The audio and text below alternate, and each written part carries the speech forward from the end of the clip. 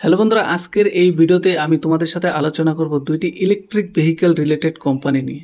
যেই কোম্পানি দুটি মূলত ইলেকট্রিক বাইক তৈরি করে থাকে। আর বর্তমান জামানা হচ্ছে ইলেকট্রিক ভেহিকেলের জামানা। আর সবাই এখন ধীরে ধীরে ইলেকট্রিকের দিকে যাচ্ছে। তাই বাইকের বাজার ভারতে কতটা সেটা সবারই জানা। তাই এই দুটি কোম্পানি তোমরা অবশ্যই নিজেদের রাডারে রাখতে পারো এবং তোমরা এটাকে অ্যানালাইসিস করে অবশ্যই তোমরা এই দুটিতে ইনভেস্টমেন্ট করতে পারো।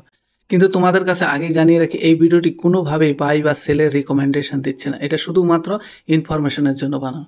সবার প্রথমে যে কোম্পানিটি, সেই কোম্পানিটি দেখবো যে 26 তারিখে কোম্পানিটি 6.5% উপর রিটার্ন দিয়েছে। আর যদি আমরা 5 দিনে দেখি 13% রিটার্ন, আর যদি আমরা 1 মাসে দেখি সেখানে 12%, আর ম্যাক্সিমাম যদি দেখি প্রায় 650% উপরে অলরেডি কোম্পানিটি রিটার্ন দিয়ে একটা মাল্টিব্যাগার স্টকে পরিণত হয়েছে। কিন্তু এখানে যদি আমরা দেখি, কোম্পানি একটা রেঞ্জের ভিতরে প্রাইস অ্যাকশন দেখা দিয়েছে। এখানে একটা মাল্টিব্যাগার রিটার্ন দেওয়ার পরে এরকম একটা বক্সের মধ্যে থাকাতে কোম্পানিটি ইন ফিউচারে বিশাল বড় একটা ব্রেকআউট দিতে পারে। তার আগে তোমাদের কোম্পানিটির সম্পর্কে একটু ইনফরমেশন দিয়ে দিচ্ছি। বর্তমানে কোম্পানিটির মার্কেট ক্যাপ হচ্ছে 1595 কোটি টাকা, কারেন্ট প্রাইস হচ্ছে 61 টাকা, আর 52 উইক হাই লাগিয়েছিল 86 টাকা, আর লো লাগিয়েছে 85 টাকা, আর স্টক পি 113 টাকা। অর্থাৎ কোম্পানিটির পি রেশিওর দিক থেকে দেখলে কোম্পানিটি অনেকটাই ওভার ভ্যালুড। বুক ভ্যালু মাত্র হচ্ছে 3.94। আরও সিই আর আরওই ঠিকঠাক অবস্থায় আছে কোম্পানিটি। কিন্তু সব থেকে বড় কথা হচ্ছে কোম্পানিটি বর্তমানে একটা বড় অর্ডার পেয়েছে, যার ফলে এই কোম্পানিটির বুক ভ্যালু, কোম্পানিটির পি রেশিও, আরওই সবটাই শুধরাতে পারে। সেটা তোমাদের আমি দেখাচ্ছি। চলো, যে কোম্পানি নিয়ে তোমাদের সাথে আলোচনা করছি সেই কোম্পানিটা হচ্ছে word wizard innovations and mobility limited. এই কোম্পানিটি জুন 2024-এ একটা বড় অর্ডার পেয়েছে। এই কোম্পানিটি একটা বড় অর্ডার পেয়েছে ফিলিপাইন থেকে। কোম্পানিটি মূলত Indian electric vehicle manufacturing company.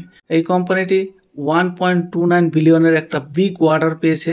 সে কোথার থেকে? বিলিও ইন্টারন্যাশনাল ডেভেলপমেন্ট কর্পোরেশন, ফিলিপাইন থেকে। তাই এই কোম্পানিটি যখন তাদের এই অর্ডারটা কমপ্লিট করবে, তাহলে কোম্পানিটির রেভিনিউ বাড়বে, কোম্পানিটির প্রফিট মার্জিন বাড়বে, কোম্পানিটির পি রেশিও নিচে নামবে, আরওই আরওসি সমস্ত কিছু শুধরাতে পারে। তাই এই কোম্পানিটিতে একটা বড় ধরনের টার্গেট অ্যাচিভ করতে পারে। ইন ফিউচারে কোম্পানিটি 80 টাকা থেকে 100 টাকা, এই কোম্পানিটি একটা শর্ট টার্মের মধ্যে তার প্রাইস অ্যাকশন দেখা দিতে পারে। তাই এই কোম্পানিটি তোমরা তোমাদের নিজেদের রাডারে অবশ্যই রাখতে পারো।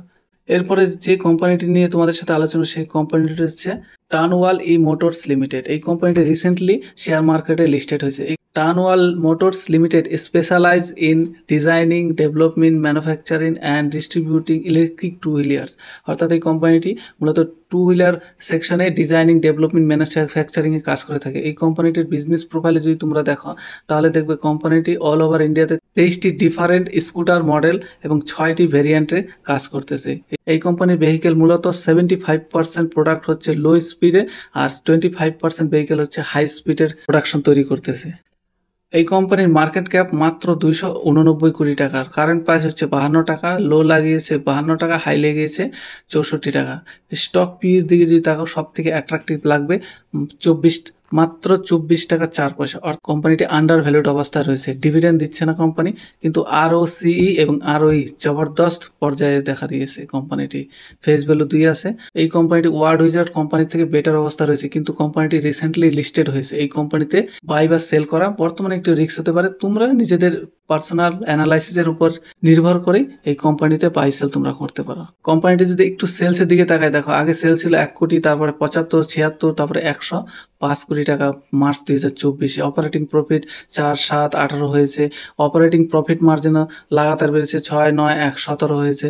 তারপরে তুমি যদি একটু নেট প্রফিটের দিকে তাকাও, নেট প্রফিট দেখো 0 ছিল, 3 কোটি, 5 কোটি, 16 কোটি, অর্থাৎ প্রায় 3 গুণের কাছাকাছি কোম্পানির প্রফিট বেড়ে গেছে।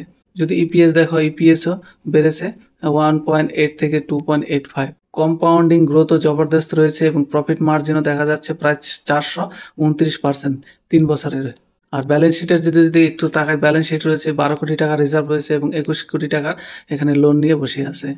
ওভারঅল যদি এই কোম্পানিতে আমরা দেখি, তাহলে এই কোম্পানিটি ভবিষ্যতে একটা মাল্টিব্যাগার কোম্পানিতে পরিণত হওয়ার পুরো ক্ষমতা রাখে। এই কোম্পানি দুটির মধ্যে তোমাদের কোন কোম্পানিটি ভালো লেগেছে অবশ্যই কমেন্ট করে জানিও। আর ভিডিওটি যদি ভালো লেগে থাকে অবশ্যই ভিডিওটি একটা লাইক দিয়ে চ্যানেলটি সাবস্ক্রাইব করে পাশে থাকা বেল আইকনটি প্রেস করে রেখো। এরকমই নতুন নতুন শেয়ার নিয়ে তোমাদের সাথে আলোচনা করব, যাতে তোমাদের মাল্টিব্যাগার স্টক নির্বাচন করতে তোমাদের হেল্প হয়।